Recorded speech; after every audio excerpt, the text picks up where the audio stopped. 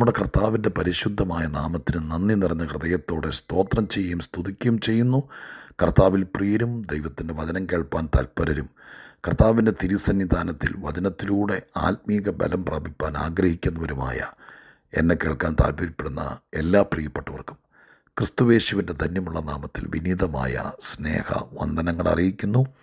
ഓരോ സന്ദേശവും ദൈവമായ കർത്താവ് നമുക്ക് അധികം ബലം പ്രാപിക്കുവാൻ, ശക്തീകരിക്കപ്പെടുവാൻ, ആത്മീകമായിട്ട് നാം ധന്യരായിത്തീരുവാൻ, അതിലും അപ്പുറം നമ്മുടെ ജീവിതത്തിൻ്റെ ഓരോ ദിവസത്തെ കാര്യങ്ങൾക്കും പരിഹാരമാകാൻ, മനസ്സ് ശുദ്ധമാകാൻ, മനസ്സ് ബലപ്പെടുവാൻ, നാം നമ്മെ തന്നെ അറിയുവാൻ, കർത്താവ് നമുക്ക് പല വിഷയങ്ങളുടെ മേൽ പരിഹാരം തരുവാൻ, ഇതിനൊക്കെ ദൈവവചന കേൾവി ഏറ്റവും അനുഗ്രഹപ്രദമാണ് എന്ന് പൂർണ്ണമായി രുചിച്ചറിഞ്ഞവരാണ് എന്നെ കേൾക്കുന്നവരിൽ ഭൂരിപക്ഷം ആളുകളും. നിങ്ങൾ ദൈവസന്നിധിയിലായിരിക്കുമ്പോൾ കർത്താവിനെ പരമേൽപ്പിച്ച ആത്മീക ദൂത് നിങ്ങളുമായി പങ്കുവയ്ക്കാൻ ഒരുങ്ങുന്നു. കർത്താവിന് സകല മഹത്വവും പുകഴ്ചയും ആരാധനയും വന്ദനവും എല്ലാം അർപ്പിച്ചുകൊണ്ട് ഇന്ന് നാം ഒന്നിച്ച് ചിന്തിപ്പാൻ ആഗ്രഹിക്കുന്ന ദൈവിക ദൂതിന് ആധാരമായ വേദവാക്യം അപ്പോസ്തല പ്രവൃത്തി 9-ാം അധ്യായം 22-ാമത്തെ വാക്യമാണ്. ഇപ്രകാരമാണ് ആ വാക്യം: ശൗലോ മേൽക്കുമേൽ ശക്തി പ്രാപിച്ചു, യേശു തന്നെ ക്രിസ്തു എന്ന് തെളിയിച്ച് ദമസ്കോസിൽ പാർക്കുന്ന യഹൂദന്മാരെ മിണ്ടാതെയാക്കി. ശൗലോ മേൽക്കുമേൽ ശക്തി പ്രാപിച്ചു. ആ ശക്തി പ്രാപിച്ചതിൻ്റെ അനന്തരഫലം 2 വാചകങ്ങളിൽ അവിടെ എഴുതിയിട്ടുണ്ട്. ഈ വാക്യത്തെ ആധാരമാക്കിക്കൊണ്ട് ചില കാര്യങ്ങൾ നിങ്ങളുടെ ശ്രദ്ധയിൽപ്പെടുത്തട്ടെ. ഒന്ന്, ഇപ്പോൾ ഞാൻ പറഞ്ഞതുപോലെ തന്നെ ആത്മീകമായിട്ട് നമ്മൾ എത്രത്തോളം അനുഗ്രഹിക്കപ്പെടുന്നു അതിനെല്ലാം ഒരു ഇമ്പാക്റ്റ്, ഒരു വലിയ പ്രത്യാഘാതം എന്നൊക്കെയല്ലേ പറയുന്നത്. അത് ചിലപ്പോൾ പോസിറ്റീവായിട്ടോ നെഗറ്റീവായിട്ടോ എങ്ങനെയാണെങ്കിലും നമ്മളിൽ ഒരാൾ, ഇത് കേൾക്കുന്ന 10,000-കണക്കിന് ആളുകളിൽ ആരെങ്കിലുമൊക്കെ ആത്മീക ബലം പ്രാപിച്ചാൽ, ആത്മീകമായിട്ട് ശക്തരായാൽ, ആത്മീക സത്യത്തിൻ്റെ പക്ഷത്ത് നിന്നാൽ, ദൈവികമായ കാര്യത്തിനു വേണ്ടി ചിലതിനൊക്കെ ചവറന്നെണ്ണി കർത്താവിൻ്റെ കൂടെ നിൽക്കാൻ തീരുമാനിച്ചാൽ, ആ തീരുമാനത്തിന്, ആ സമർപ്പണത്തിന്, ആ ശാക്തീകരണത്തിന് ഈ ഭൂമിയിൽ നമ്മളായിരിക്കുന്ന പശ്ചാത്തലത്തിൽ, നമ്മുടെ വീട്ടിൽ നമ്മൾ അനുഭവിക്കുന്ന വ്യതകളിലൊക്കെ ഭയങ്കരമായിരിക്കുന്ന ഒരാഘാതം ഉണ്ടാക്കാൻ ആത്മീകതയ്ക്ക് കഴിയും എന്നത് വളരെ വ്യക്തമാണ്. അതിന് 100 കണക്കിന് തെളിവുകൾ വിശുദ്ധ ബൈബിളിനകത്തുണ്ട്. അതിലൊരു കൊച്ചു കാര്യമാണ് ഇന്ന് നാം ഇവിടെ ചിന്തിപ്പാൻ വേണ്ടി ആഗ്രഹിക്കുന്നത്. ധന്യനായ പൗലോസ്ലീഹയുടെ മാനസാന്തര ചരിത്രമാണ് 9-ാം അധ്യായം. ആ പൗലോസാണല്ലോ ശൗൽ എന്ന പേരിൽ ഇവിടെ അറിയപ്പെടുന്നത്. അപ്പോൾ യേശുക്രിസ്തു ദമസ്കോസിൽ വെച്ച് പൗലോസിനെ സന്ധിച്ചു, അനന്യാസിനെ പറഞ്ഞയച്ചു.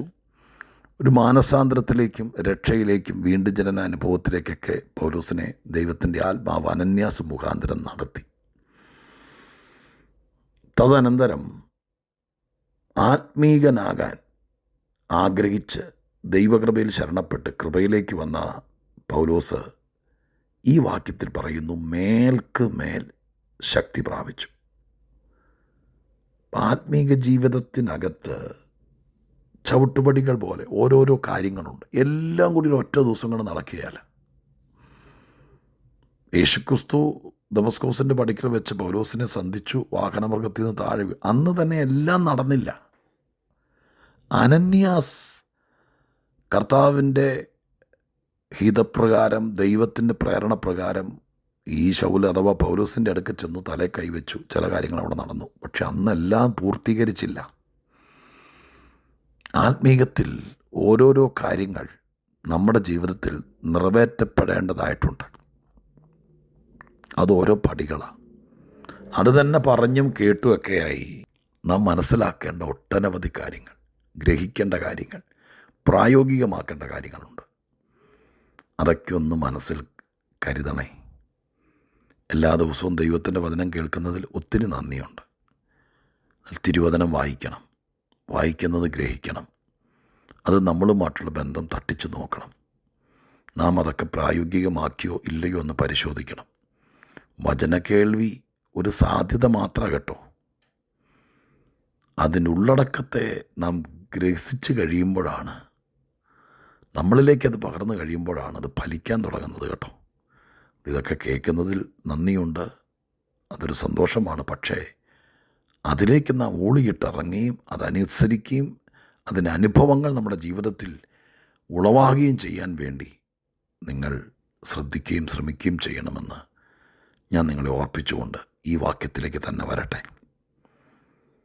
ശക്തി പ്രാപിക്കുക എന്നൊരു നടപടി ക്രിസ്തീയ ജീവിതത്തിലുണ്ട് എന്ന കാര്യം എന്നെ കേൾക്കുന്ന നിങ്ങൾക്ക് എല്ലാവർക്കും അറിയാം എന്ന് ഞാൻ വിചാരിക്കട്ടെ. ഈ ശക്തി ഈ ഭൂമിയിലായിരിക്കുന്ന സമയത്ത് പ്രാപിച്ച എത്ര പേർ എന്നെ കേൾക്കുന്നുണ്ടെന്നും ഞാൻ നിങ്ങളോട് തന്നെ ചോദിക്കുന്നു. പരിശുദ്ധാത്മാവിൻ്റെ ശക്തി പ്രാപിച്ചോ? ആത്മശക്തി പ്രാപിക്കുന്നതൊരു അനുഭവമാണ്, അതൊരു കഥയല്ല, ഒരു തോന്നലല്ല, അതൊരു എക്സ്പീരിയൻസാണ്.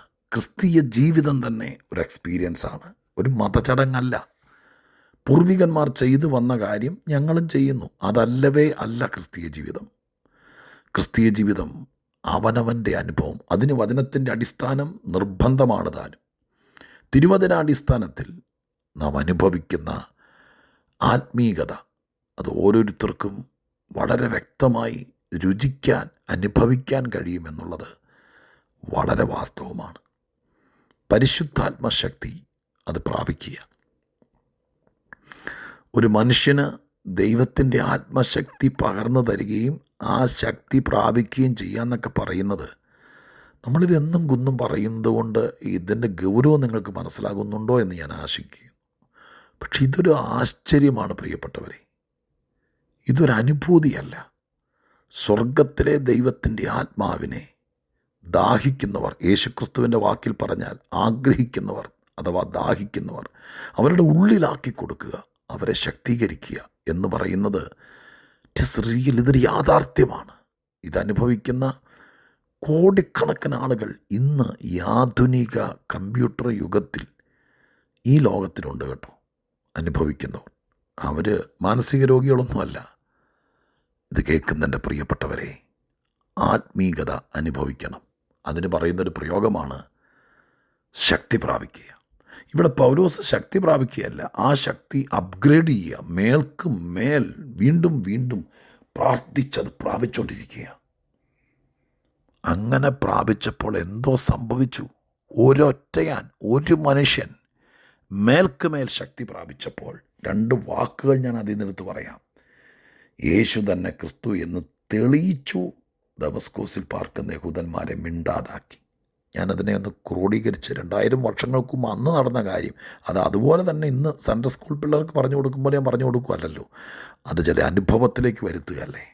എന്താണെങ്കിലും ഞാൻ അതിനിങ്ങനെ ആ വാക്യത്തെ ഒരാത്മീകവൽക്കരിക്കാം. ഈ ശൗലെന്ന് പറഞ്ഞയാൾ അഥവാ ധന്യനായ പൗലോസ് മേൽക്കുമേൽ പരിശുദ്ധാത്മാവിൻ്റെ ശക്തി പ്രാപിച്ചപ്പോൾ ചില കാര്യങ്ങൾ തെളിയാൻ തുടങ്ങി, ചിലർ മിണ്ടാതാകാൻ തുടങ്ങി. ആ 2 വാചകങ്ങൾ, ഒരുത്തൻ ആത്മശക്തി പ്രാപിച്ചാൽ അവൻ്റെ വീട്ടിൽ, അവൻ്റെ ദേശത്ത്, അവൻ്റെ നാട്ടിൽ, അവനോട് ബന്ധപ്പെട്ട കാര്യത്തിൽ ചിലത് തെളിയും. ഞാൻ യേശുക്രിസ്തു ആണ് അവിടെ പ്രതിപാദന വിഷയമെങ്കിലും ഞാൻ നമ്മളിലേക്ക് കൊണ്ടുവരട്ടെ.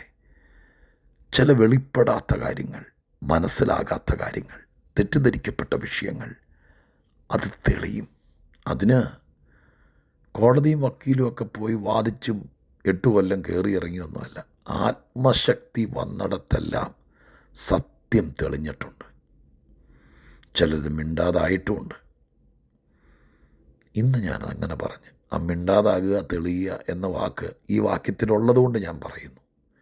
പക്ഷെ അതിൻ്റെ ആകത്തുക പറയാം. ആത്മശക്തി പ്രാപിച്ചു കഴിയുമ്പോൾ, ചിലർ ആത്മശക്തി പ്രാപിച്ചു കഴിയുമ്പോൾ ഒരുപാട് കാര്യങ്ങൾ തെളിഞ്ഞു വരും. എന്നും കലഹമായും അസ്വസ്ഥതയായിട്ടൊക്കെ ചില വിഷയങ്ങൾ വായടയ്ക്കപ്പെടും. നമ്മൾ പോയി വാപത്തുവോ, നമ്മൾ പോയി കറുത്ത ബോർഡിൽ ചോക്കുകൊണ്ട് എഴുതി തെളിയിക്കുകയൊന്നും വേണ്ട. ആത്മാവിൽ നമ്മൾ ശക്തിപ്പെടാൻ തുടങ്ങിയാൽ ചില കാര്യങ്ങൾ സംഭവിച്ചിരിക്കും. നിങ്ങൾ ഒത്തിരി ബുദ്ധിമുട്ടിൽ കൂടെ പോകുന്ന വിഷയങ്ങളുണ്ടോ? നിങ്ങളെക്കൊണ്ട് തെളിയിക്കാൻ, പറഞ്ഞ് ബോധിപ്പിക്കാൻ, ഒന്ന് നിവരാൻ സാധ്യമാക്കാൻ പറ്റാത്ത വിഷയം.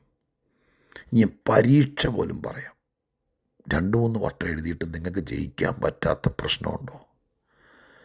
നിങ്ങൾ പരിശുദ്ധാത്മാവിൽ നിറയാൻ ദൈവത്തോടൊന്ന് പ്രാർത്ഥിച്ച് ആത്മശക്തി പ്രാപിച്ച് നിങ്ങളുടെ ഉള്ളിലേക്ക് പരിശുദ്ധാത്മാവിനെ ഒന്ന് റിസീവ് ചെയ്തേ. ഇപ്പം നിങ്ങൾക്ക് ദൈവാത്മശക്തി ഉണ്ടെങ്കിൽ അതൊന്ന് മേൽക്കുമേലാക്കി കുറച്ചുകൂടെ ആഗ്രഹിച്ചേ. അകത്തിരിക്കുന്ന ആത്മാവ് ഒത്തിരി കാര്യങ്ങൾ തെളിയിക്കും, നിങ്ങളെ തെളിയിക്കും, നിങ്ങളെ കുറച്ചുകൂടെ ബ്രൈറ്റാക്കും. ജ്ഞാനം, ബുദ്ധി, വിവേകം ഇതൊക്കെ മാറും കേട്ടോ. യഹോവ ഭക്തി ജ്ഞാനത്തിൻ്റെ ആരംഭം എഴുതിയിട്ടുണ്ടല്ലോ. നിങ്ങളുടെ ശൈലി മാറും. ആത്മശക്തി മേൽക്കുമേൽ പ്രാപിക്കുമ്പോൾ പരാജയങ്ങൾ വന്നുകൂടുമെന്നല്ല, ജയത്തിലേക്കും ഉണർവിലേക്കും ഉന്മേഷത്തിലേക്കും കുറച്ചുകൂടെ ബ്രൈറ്റ്നെസ്സിലേക്കും കാര്യങ്ങൾ വരും. ഞാനിവിടെ നിർത്താൻ ആഗ്രഹിക്കുക. പ്രാർത്ഥിക്കാൻ മാത്രം പഠിച്ചാൽ പോരാ. എല്ലാ ദിവസവും ഒരു അധ്യായം വേദപുസ്തകം വായിച്ചാലും പോരാ. ഇതുപോലത്തെ നുറുങ്ങു മെസ്സേജുകൾ തിരക്കിനിടയിലും കേട്ടാലും പോരാ. ഇതൊക്കെ ഒരു തുടക്കമായി കണ്ടിട്ട് ഈ വാക്യങ്ങളൊക്കെ ജീവിതത്തിലൊന്ന് അന്വർത്ഥമാക്കാൻ നോക്കണം. ഒരു പ്രാവശ്യമെങ്കിലും പ്രാർത്ഥിക്കുക, എന്നെ ഒന്ന് പരിശുദ്ധാത്മാവിൽ നിറയ്ക്ക് ദൈവമേ. എത്രയോ പേരെ ദൈവാത്മാവിൽ ഇന്നും നിറയ്ക്കുന്നു. നിങ്ങൾക്ക് ആത്മനിറവുണ്ടെങ്കിൽ അത് ഭയങ്കര കാര്യമായി പോയി എന്നും പറഞ്ഞുകൊണ്ടിരിക്കാതെ, ഞെളിയാതെ ദൈവത്തോട് പറ, ഇന്നുള്ളതിനേക്കാൾ ഒരല്പം കൂടി ആത്മശക്തി എനിക്ക് താ കർത്താവേ. ഞാനൊന്ന് മേൽക്കുമേൽ ശക്തിപ്പെടട്ടെ, കുറയാതിരിക്കട്ടെ എൻ്റെ ഉള്ളിലെ ആത്മീക ബലം. പ്രാർത്ഥിക്കുക. ജയം നിങ്ങൾക്കുള്ളതാണ്. പല കാര്യങ്ങൾ തെളിയിച്ചും ചില കാര്യങ്ങൾ വായടച്ചും ദൈവം നിങ്ങൾക്കും എനിക്കും നന്മയാക്കി തീർക്കും. 10 പേർ ആത്മാവിൽ നിറയുന്നത് സമൂഹത്തിന് നല്ലതാണ്, കുടുംബത്തിന് നല്ലതാണ്, ഈ ലോകത്തിനും ഈ കാലത്തിനും നല്ലതാണ്. അതുകൊണ്ട് ആത്മനിറവ് പ്രാപിക്കുന്നവരുടെ കൂട്ടത്തിൽ നിങ്ങളോട് ചേര്. പരിശുദ്ധാത്മാവിൽ നിറയെ.